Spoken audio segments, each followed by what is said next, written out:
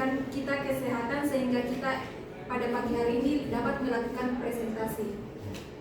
Perkenalkan, kami dari kelompok 7 yang beranggotakan 6 orang. Saya sendiri selaku moderator Suci Ramadhani dan rekan kelompok saya Kira Ramadhani, Saya Sapitri, saya Wali Ramadhani, saya Cahaya Ramadhani, saya Ilmu Wakil.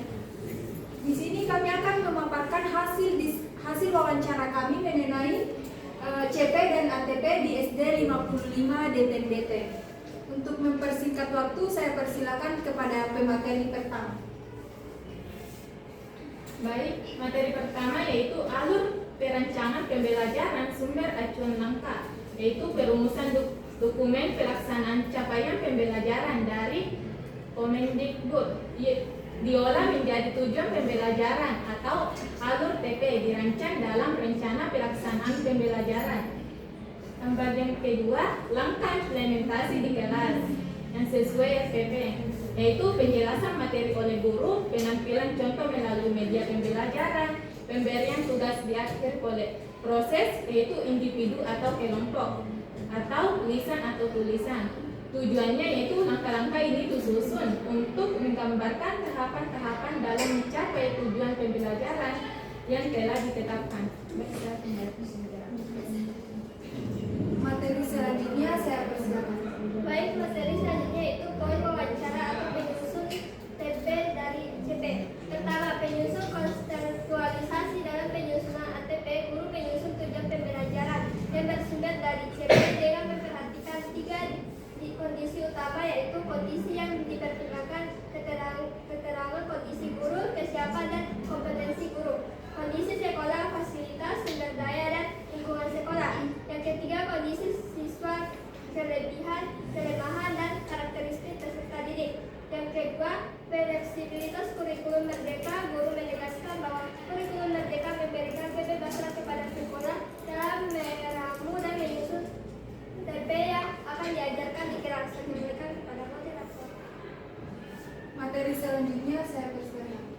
Baik, selanjutnya adalah guru mengimplementasikan ketiga jenis asesmen sesuai kerangka kurikulum merdeka. Yang pertama, asesmen diagnostik dilaksanakan di awal jenjang yang baru, misal transisi fase B ke fase C sebelum memulai satu semester. Tujuannya untuk mengetahui kelemahan dan kelebihan siswa yang akan dihadapi ke depannya.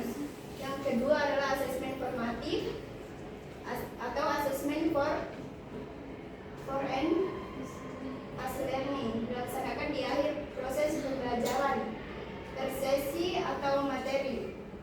Bentuknya pemberian tugas individu atau kelompok, lisan atau tulisan. Tujuannya untuk mencari tahu sejauh mana ketercapaian tujuan pembelajaran yang telah dilaksanakan dalam proses tersebut. Yang ketiga adalah asesmen sumatif atau asesmen of learning dilaksanakan di akhir periode, misal sumatif akhir semester. Tujuannya untuk mengetahui penguasaan materi secara keseluruhan yang telah diajarkan selama satu semester. Saya kembalikan kepada Mbak. Materi selanjutnya saya persilakan. Baik, materi selanjutnya yaitu kesimpulan awal dan refleksi. Yang pertama, kesesuaian dengan kurikulum merdeka berdasarkan wawancara implementasi CP dan TP di sekolah ini menunjukkan tingkat kesesuaian yang tingkat tinggi dengan kurikulum merdeka. Prinsip kontekstualisasinya terlihat jelas pada pertimbangan kondisi guru, sekolah, dan siswa saat merumuskan ATP. Prinsip otonomi guru memanfaatkan kebebasan yang diberikan oleh kurikulum merdeka dalam penyusunan TP, pendekatan asesmen komprehensif, penggunaan asesmen diagnostik, formatif, dan sumatif sesuai dengan filosofi kurikulum merdeka yang menekankan asesmen sebagai bagian integral dari pembelajaran. Baik, saya kembalikan kepada Mbak.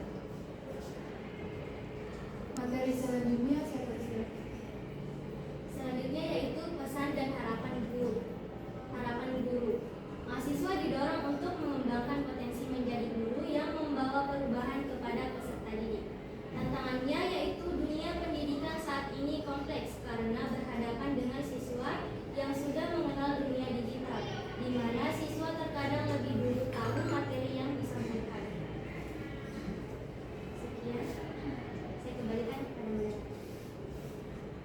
tadi hasil dari observasi kami, kurang lebihnya mohon dimaafkan. Wabillahi taufiq wal hidayah. Wassalamualaikum warahmatullahi wabarakatuh.